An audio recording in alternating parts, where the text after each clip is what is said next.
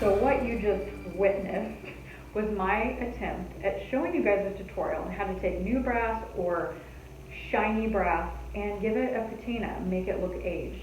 Now normally this works great. You have vinegar, you have salt, you put it in a container, you move it around, you swish it around until you get the patina that you're looking for. In this case, it was a total epic fail.